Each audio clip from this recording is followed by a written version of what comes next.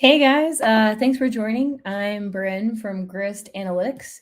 We're a software platform that makes batch logs less useless. We take data from production, brewhouse, cellar, packaging, and supplier, analyze that data for you, and make it very easy and available for you to do continuous improving, troubleshoot, and lessen the communication barrier between the team. So in that, we get a lot of breweries asking us questions about quality control, efficiency, pretty much you name it in technical brewing and quality control. I have a background in QC for brewing. I worked for Left Hand Brewing for a long time and then built QC programs for a yeast provider and many small breweries. So one of the leading questions that we get is diagnosing lagging fermentations. And with that, I'm just going to dig into the big hitters where we usually see breweries run into issues with lagging fermentations, which variables in the brew house, cellar, and yeast management really affect fermentation time as we've seen it experimentally. So not just theoretically, but we've had a lot of success with identifying and fixing these variables. And then how to figure out what's going on in your brewery and save a little time with troubleshooting and so you're not shooting from the hip so much with trying to solve some of these problems that can feel very overwhelming.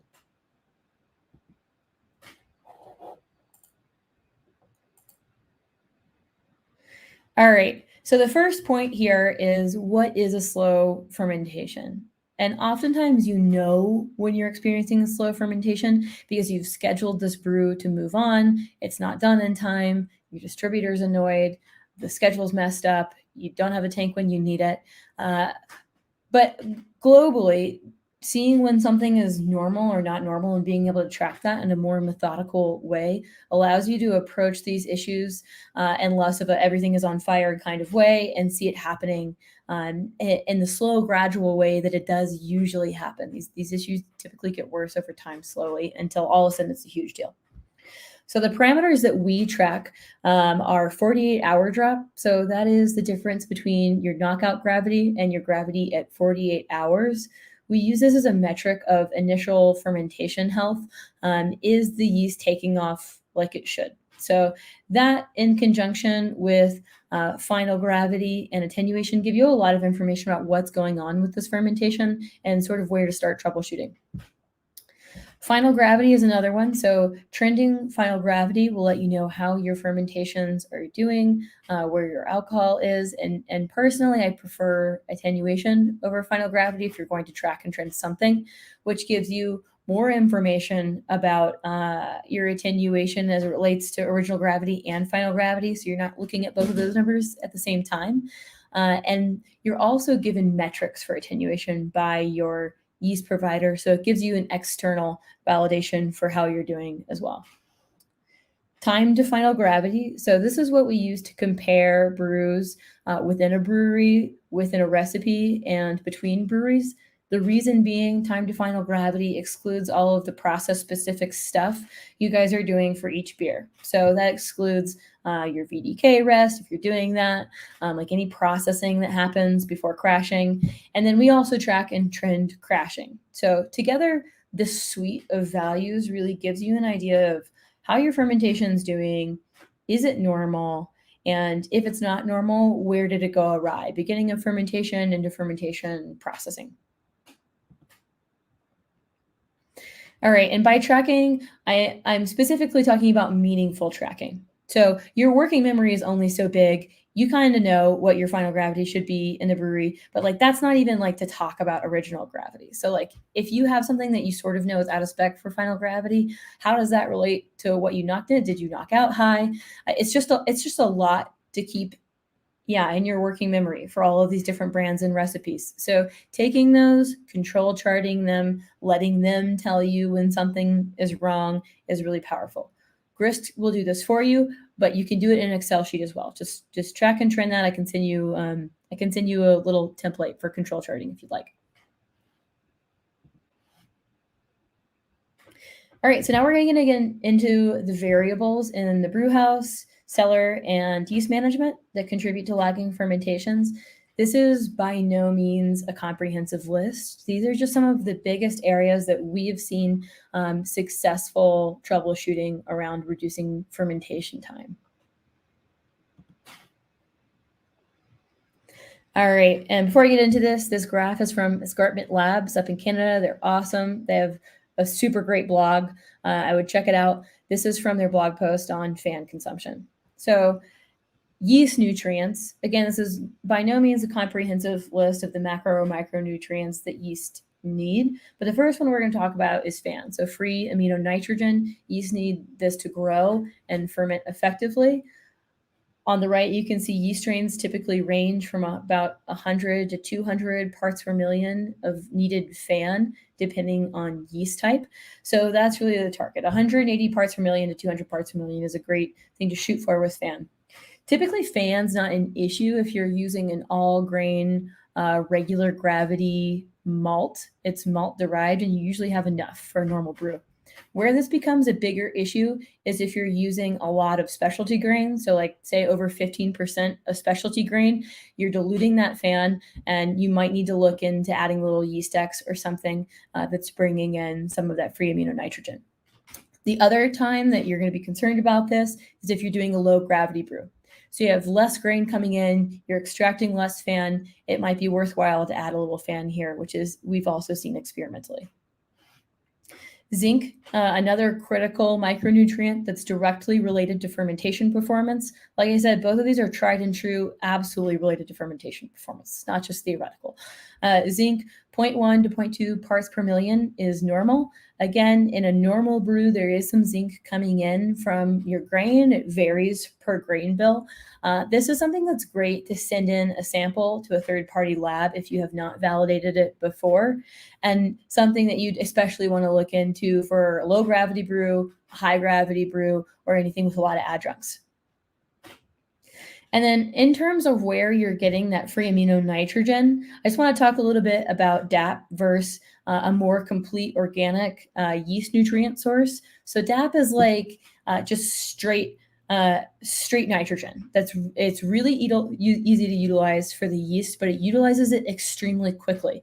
So you're running out of nitrogen by the tail end of fermentation, and you may see negative effects from using DAP over the course of multiple generations. We typically recommend going with a more organic source like yeast X or something like that, that is utilized a little bit more slowly, and will keep your fermentations healthy over time.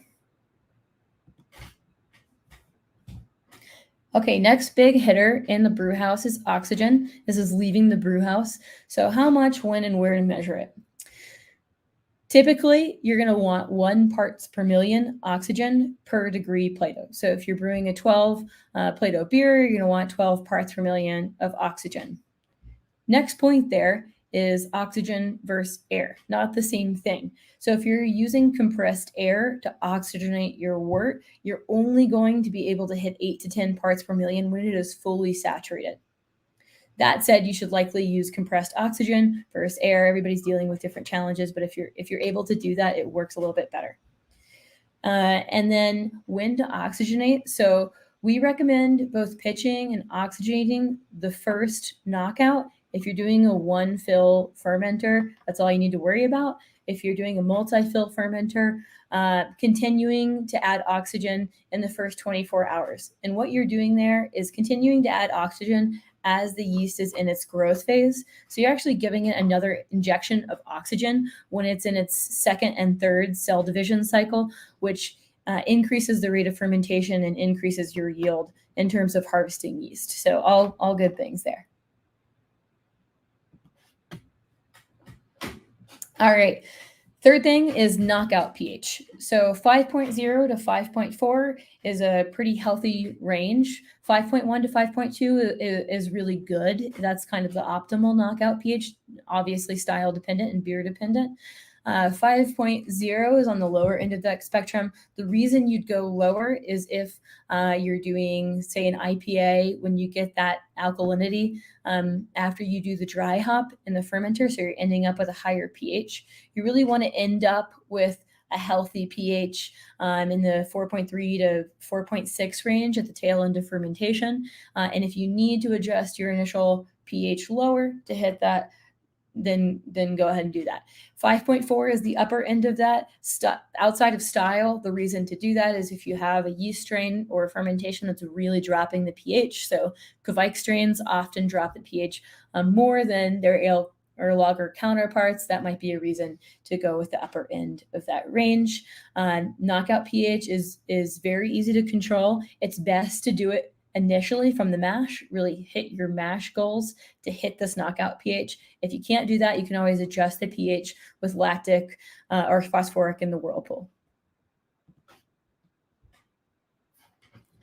All right, getting into yeast variables here.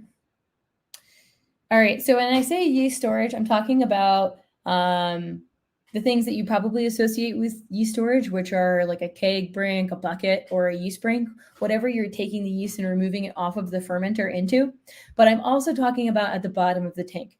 Essentially, the second you start to have yeast flocculate out of fermentation, you are storing that yeast at the bottom of the tank. So keep that in mind as we talk about yeast storage.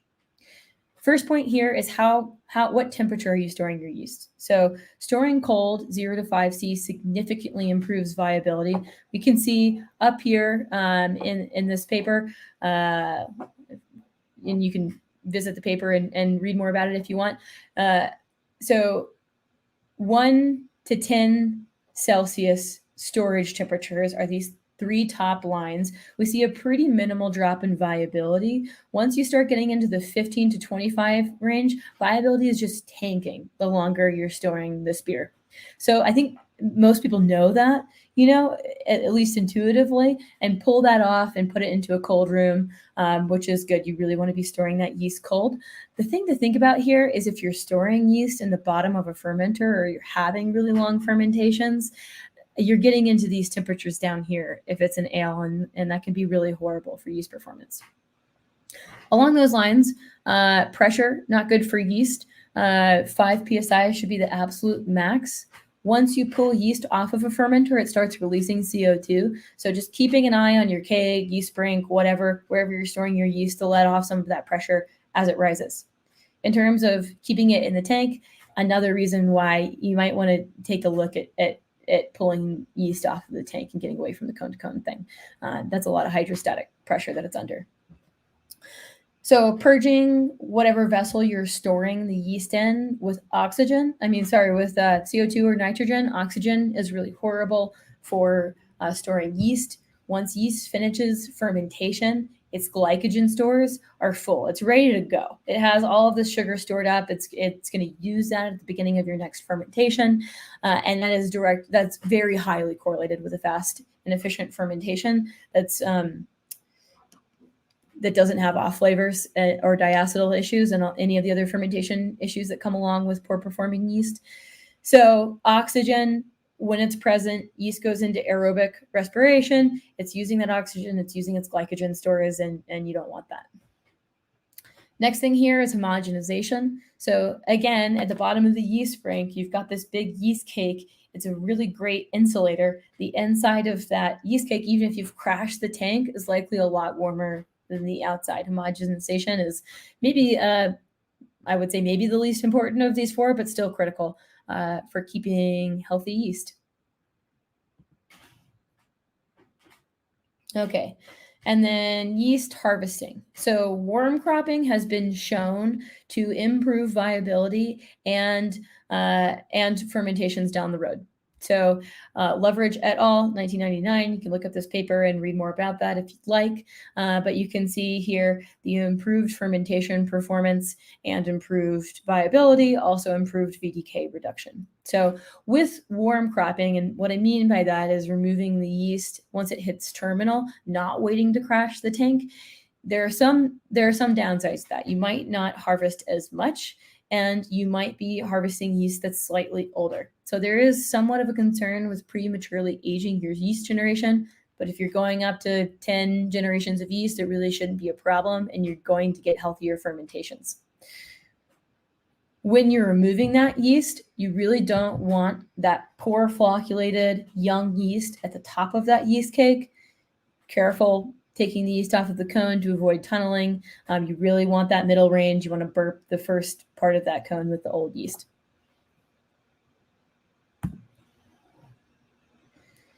Yeast pitching, making sure you're over 85% viable, pitching on the first knockout, and oxygenating for the first 24 hours. So we've already talked a little bit about that, but some data to back it up.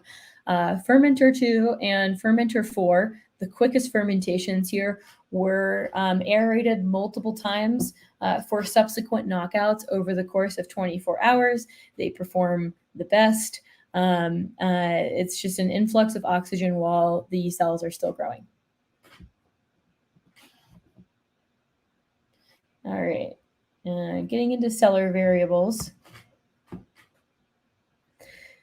Okay, so dry hopping, you're probably familiar with all the options you have for dry hopping and why you would choose those, but to just touch on it a little bit in terms of fermentation length, early hopping in the first 48 hours is the best way to reduce your fermentation time for IPAs.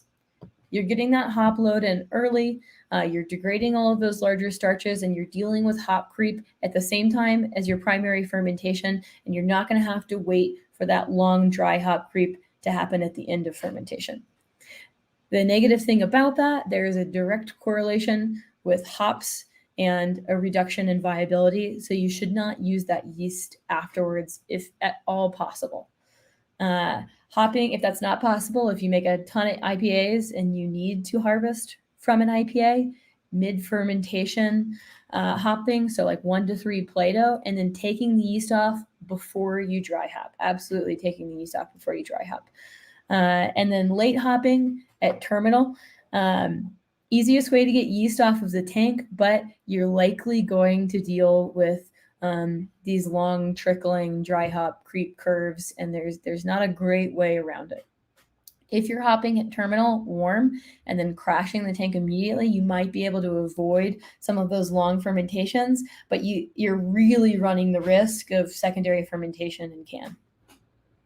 So personal choice there, but we really recommend early or mid.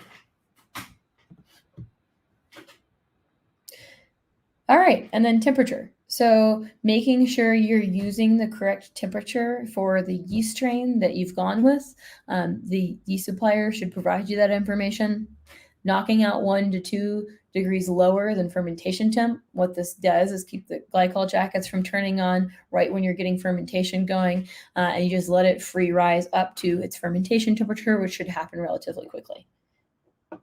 And then in this awesome podcast, which I highly recommend, John Bryce and Peter Buchart, Peter talks about a Six Sigma project he did with New Belgium, where they looked for what variables were interacting most closely with fermentation consistency. And the smoking gun that they found was the temperature of the wort once it had gotten into the tank. So you're dealing with a lot of variables as you're transferring wort to the tank, pipes of different lengths, seasonal temperatures. Validating that the temperature is what you think it is when it gets into the tank is a good thing to do.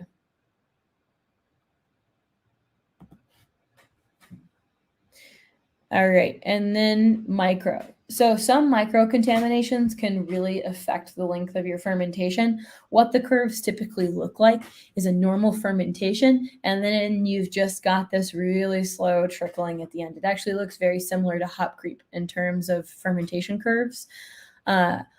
What to keep an eye out for there is if you are having these slow trickling fermentations, your final gravity is lower than it used to be, and attenuation is going up into a range that you would not expect for your ale or lager strain. Micro is a pretty big concern, and I would just go ahead and rip the Band-Aid off. Take a sample, send it in, get it analyzed, get on top of it. It can be really overwhelming, but there are a lot of people out there who are qualified to help with a contamination like that.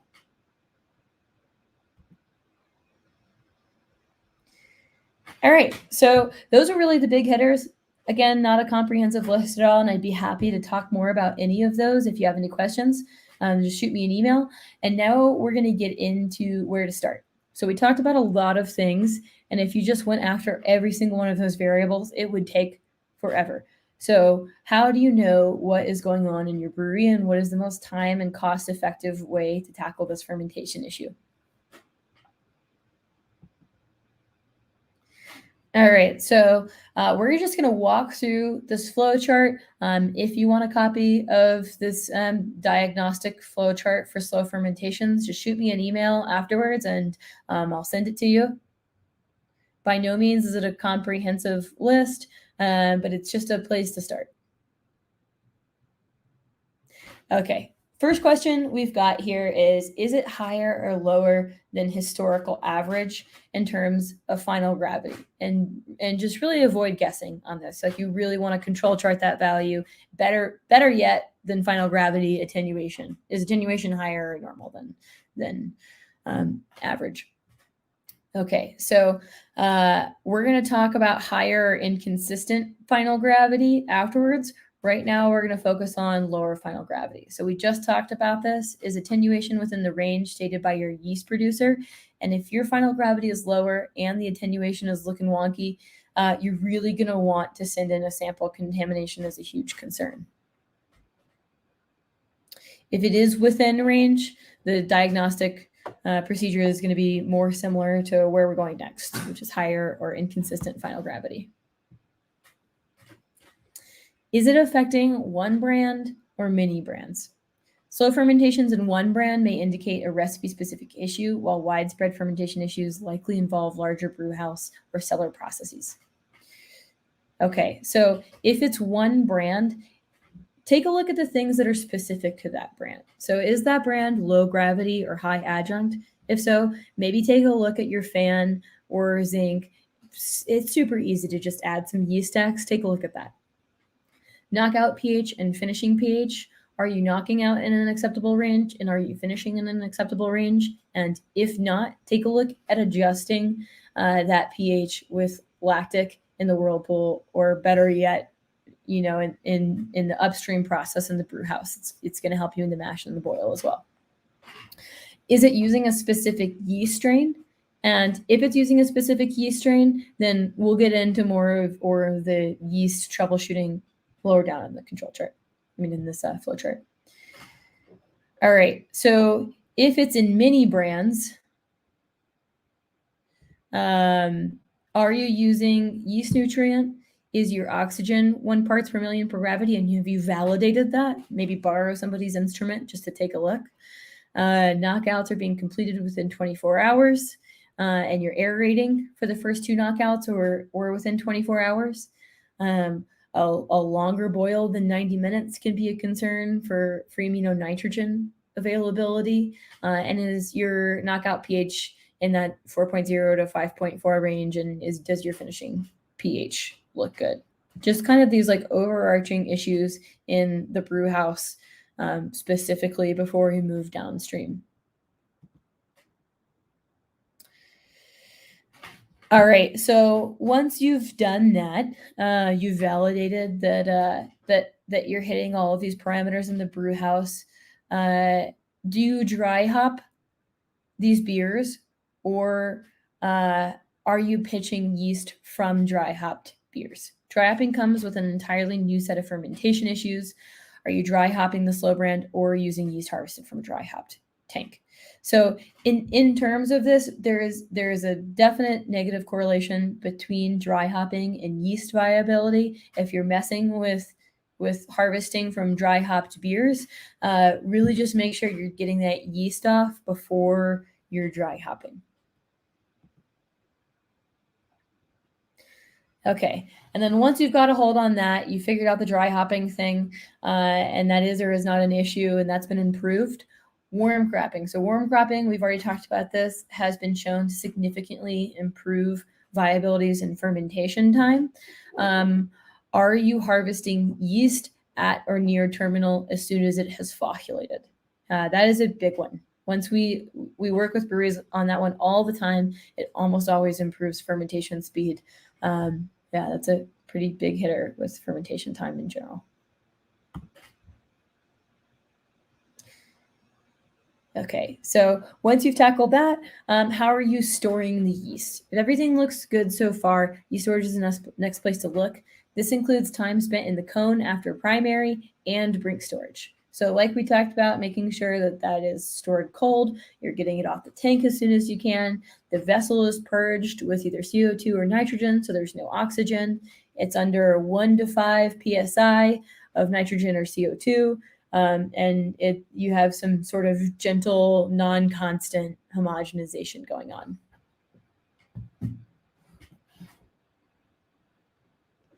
Okay, and then yeast pitching. So investing in a reliable, quick, and consistent way to pitch yeast is absolutely worth the extra time. Making sure that you're pitching about 1 million cells per milliliter per degree Plato, a little bit more for lager. You can go a little bit lower for ale. Is the viability above 85%? Are you pitching on the first knockout? And then are you aerating for the first 24 hours? And, within those, there is a lot to dig in to there. That could take weeks to really get through all of that stuff. And going into it, just know that there's no quick way to do it. Some of this stuff you can validate on your own. Some of it you're going to have to take a sample and find a lab and get it sent in, and really do the work to dig through it. If you have any questions at all, reach out to me. And then if none of those things work, maybe try ordering a new yeast pitch. But if you don't go through this root cause analysis first, you're likely just going to end up with the same issue down the road. Talk to your yeast supplier, see if there's an alternative strain that would be a better fit. Supply the data that you've collected to help them make that decision with you. The more information you can collect and share with your yeast provider in an organized and visual way, the better that they will be able to help you. Send a sample out for zinc testing. Make sure you're hitting those zinc targets. Send a sample out for fan testing. Borrow an O2 meter from another brewery in town if you don't have one yourself, and validate that you're hitting your wort oxygen goals in tank. That one's a big one.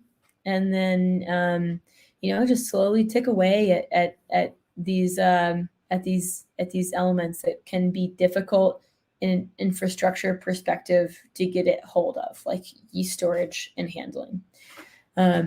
In general, any investment you make, that really there are a few big ones here. Any financial investment you can make in one, pitching by cell count, so a microscope and a hemocytometer, actually measuring your O2 in the wort way as it goes into the cellar, any yeast storage mechanism you can invest in to get that yeast off of the bottom of the cone and store it in favorable conditions are going to have a return on investment for you tenfold in a year. I can almost guarantee it. Yeah, and with that, I'll take any questions if you have them, and I would be super happy to send you any resources I have, any SOPs for doing any of this stuff, show you how Grist can help out with alerting you when you have these issues, and there are some quality or efficiency gains that can be made. And really any QA, QC questions you may have, I'd be happy to help or direct you to the right person. Thanks.